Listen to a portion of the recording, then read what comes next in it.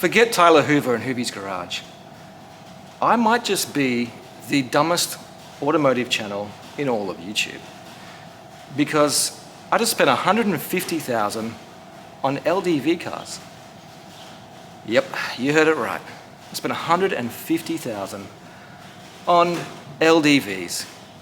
Now, if you search up LDVs in any forum online, there's some quite heated debates about the pros and cons of these vehicles. But, and then you have people like me who, as you know, I had a 2018 LDV T60. It was covered in rust, and LDV bought it back. With after 3 years ownership and 100,000 Ks, they paid me my money back. I paid $28,990 and they refunded me $28,990. So essentially I had a free car for 3 years and I couldn't fault it. So I did what any normal person would do, and I went and bought 3 more. Another LDV T60. No, you're not seeing double, it's another LDV T60. There's one there and one here. No, you're not seeing triple. This is an LDV D90, the 7-seater SUV. T60, T60, D90. And I also have another T60 that I have for my manager as his company car. So I have 3 T60s and a D90. At this point, I should be an ambassador for LDV. Now, this is inside the T60. I don't think I need to go over the LDV T60 again. I've already done it multiple times in other videos, but the car that I'm interested in the most is the D90. So here's a quick look at the T60. Nothing has really changed. If you do want to have a look, go check out that other video. But let's have a look at the D90.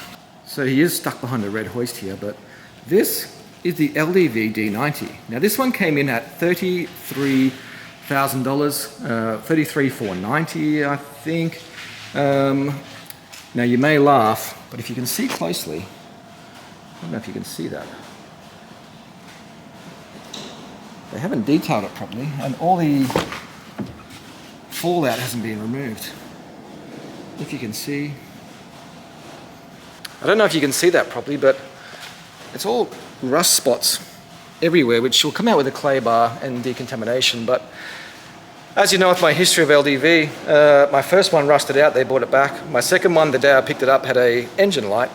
And now this one hasn't been detailed and is covered in rust, fallout essentially.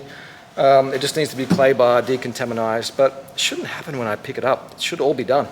But I don't know, shit happens. They're going to come over Tuesday, pick it up and take it away and get it done. And we move on. So I think I'll do a more in-depth video on the D90, but I just want to have a quick look today and show you a couple of things now. Spacious, luxurious, stylish. These are all the key words I would use. This is it here. Massive touchscreen, beautiful styling, I think, for what you're paying for. Automatic, lots of room in the interior. Keyless entry. Let me just start, stop. Really nice heads-up display, really nice touchscreen. Good functionality in the steering wheel. I honestly really can't fault the interior of this car. Now if we have a look towards the back. Now one of my favourite things with the LDVs is the legroom. Now I haven't moved that front seat. I'm 5'10", 11 essentially, and this is still the room in the back seat. Yes, I do have Crocs. Yes, I love Chicago Bulls, who is also Michael Jordan. My kids bought me these, so what do you do? And I'm an AMG fanboy that owns, well, I'm an AMG fanboy that owns $150,000 worth of LDVs when I could have just bought a AMG GT. And we move on. Now back in the back. Functionality here, USB, power. Man, I honestly can't fault it back here. Aircon vents top side. Spacious, leather, luxurious. I don't know, it ticks a lot of boxes. Now, the benefit of this one is also 7-seater. Now the back is big, massive. The size of that thing. Actually wonder if I could lay down. I don't know if that's the most glamorous shot, but I could almost fit in here. With the back seats down, I could definitely sleep in the back if I wanted to, but I won't want to, but I guess the option is there. Good trim on the side here. I don't know, lots of room. Plenty of room for a 7-seater. And if we pull these up, yeah. For a 7-seat back seat, you compare that to an Outlander, this thing has twice the room. Now in comparison to the Outlander that we have, as you know, we also have a Mitsubishi Outlander 7-seater. It's not as big inside, and the 7 seats are pretty compact, and I paid $28,990 for that, which is a 2020 model. So this is a 2023 model for similar money, 5K more, much bigger, much more luxury, more style, more functionality, and you're actually getting a better car, I think. And at least we know if it has a warranty issue, they're going to jump on it pretty quick. Now another thing with the LDV is they come standard with hand-cooked Dyno Pros, which are an exceptional tyre, the HP2, which is a highway tread pattern. And they come in a 255 60/18, which is actually a pretty common size. So you're not going to run into too much trouble when you need to change tyres on these.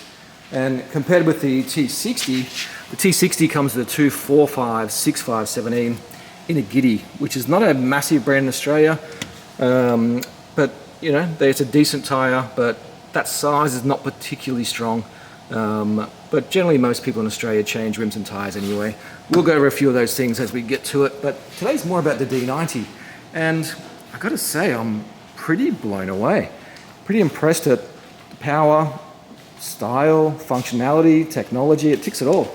And when it comes to a 7-seater family car, you're pretty hard pressed to go buy it, I think, especially for that price. Now a lot of people rag out LDV, it's an Australian thing, got to have a badge on it, you know.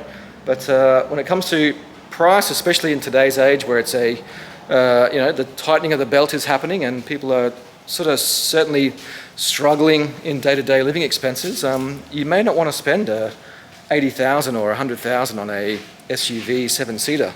An Everest, a Kia Carnival, all those types of vehicles. But this I could certainly see myself buying if I was in that situation where I needed to get a 7-seater. Now, not all these cars I drive, I would have rocks in my head to have that many cars with that many loans and that many insurance payments, etc. These are all rental cars, as you know. 1, 2, and 3. So this one we've had for a couple of weeks, just got back today actually. The other T60 and the D90 we picked up last week, and they'll go out to rent as well. But yes, I own $150,000 worth of LDVs. Is it going to work out for me? I don't know. But we're going to find out one way or the other.